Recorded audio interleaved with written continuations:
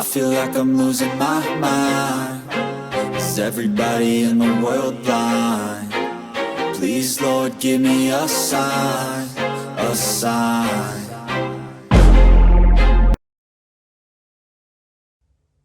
Hey there everybody, and welcome back to the channel. Today we got kind of a cool video. It's kind of a follow-up to our three-way component video that we did. And I did a little research and I'm like, do you really need three-way speakers? I mean, do you? I mean, really? So decided to play around with some two-way speakers, and then I stumbled across some budget two-way speakers, and I was kind of surprised because, we kind of tested some expensive ones, some cheap ones, some middle of the road ones, and the expensive ones definitely were great, I should say, and not so great because we had some issues with some, but even some of the inexpensive ones like the CT Sounds were still pretty good. They weren't crap. So anyway, I got a hold of some of the really inexpensive ones, and we're going to test those things out today, and we're going to compare them to a set of two-way components that I put together myself from hodgepodge stuff off Marketplace for super cheap. And so we're going to see how they hold up. Also, we got these stickers made, and we're going to try to figure out how to get those out to you guys for watching these videos and all that cool stuff, so you can stick one on the back of your rig. So anyways, let's get to the video. All right, so we're on the trusty test bench, and to make sure that this stuff sounds good, we got a killer amplifier, we got a killer head unit, and what we got going on today are some budget two-ways. So these are JBL 608C and JL Audio C1s, okay? So these JBLs are going to go over here, and this is what Crutchfield says about them. These are two-way speakers. I believe these ones are, yes, they are. They're 2.3 ohms. So that's something that some of these companies do, Infinity and some of the other ones, to kind of cheat more output if you're going to run these things with a stock head unit. And 70 watts RMS for frequency response, 50 to 21,000 hertz. 50 hertz, I don't know about that so well. But anyways, sensitivity is pretty decent, 92. They're not very deep, 2 1/16, and they come with grills.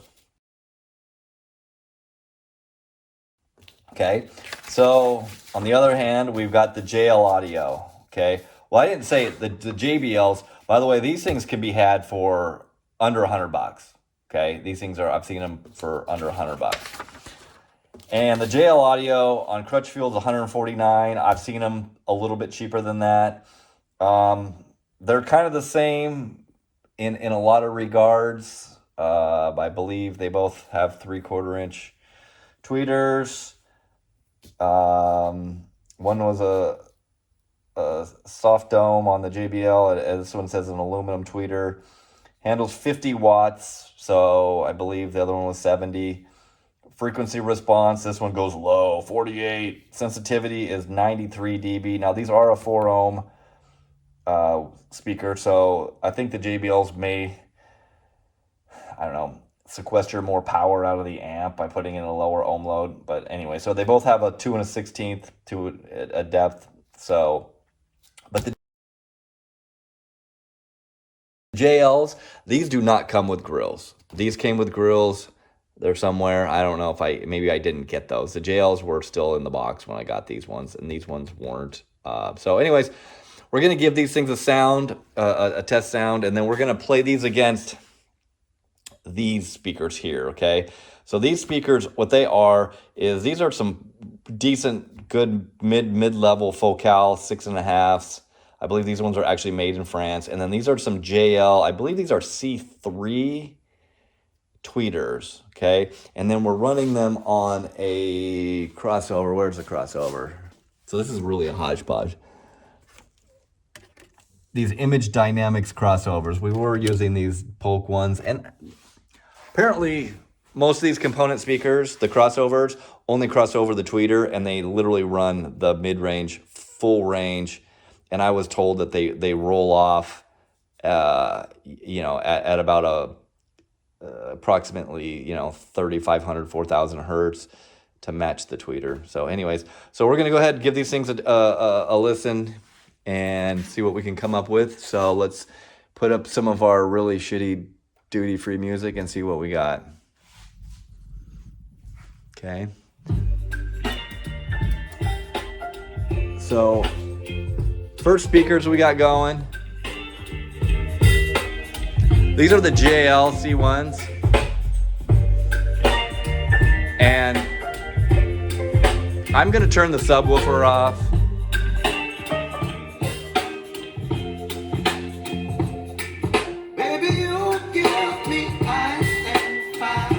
All right, so that's the JLC ones. Okay, now we're gonna switch these over to the JBLs.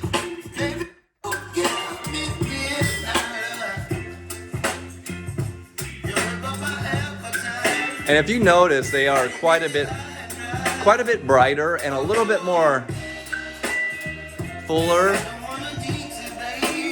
And we have the EQ off. That's the EQ on. So we got the EQ so they're flat.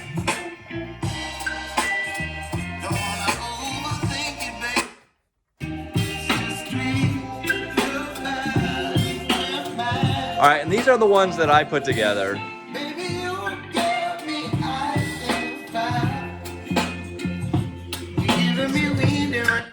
So let's do this.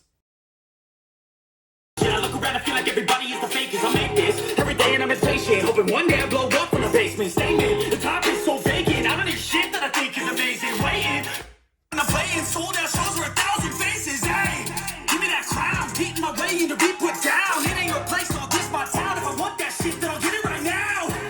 I'm losing it, the news if it's solution shit. A stupid myth, you choose to live or choose to dip, you choose to fight or lose your grip and lose a gift. Losing my mind. Is everybody in the world blind? Please, Lord, give me a sign, a sign. All right, so we try to kind of give you a good A/B, we'll call it an A/B test of these things. Same song, same music, same whatever. And I don't know how apparent it was, how obvious it was to hear the difference in these speakers, but I think it really comes down to the components of the speakers. How they're made. If you feel these things are just a cheap polypropylene cone. Same with these, but I think the JBL has a slight advantage over the JL because it has what they call a +1 woofer, whereas you look at this cone, it's actually bigger cone area than the JL, so maybe it plays a little bit lower. That wasn't really that evident. What was really evident was these speakers, these JLC ones were really just a hollow sounding, miserable, unhappy sounding speaker. I mean, if these things are $149, spend twice that, spend more, get something way better. Don't waste your money on these things. These things are terrible. These things are pretty awful too. The tweeter was a little loud, but I think it was okay. It was doable with the EQ, tweaking the EQ. I could bring them in, but with the EQ, I never could get these to sound really good. And you look at these speakers. These speakers are made out of like a glass paper pulp glass reinforced cone, and then on the backside, and I can show you guys here the difference in the construction of some of these things. So you can look at these things on the backside, and these things look almost identical. They're stamped steel basket, got a little magnet. There's not a whole lot to them. They're nothing super special. The focals, these are a cast aluminum. I think it's a neodymium magnet on the back. They're not much deeper, but they're a little bit deeper. So I think that's a big part of the difference. Crossovers, the JBL comes with an actual crossover here, whereas like I said, the JBL,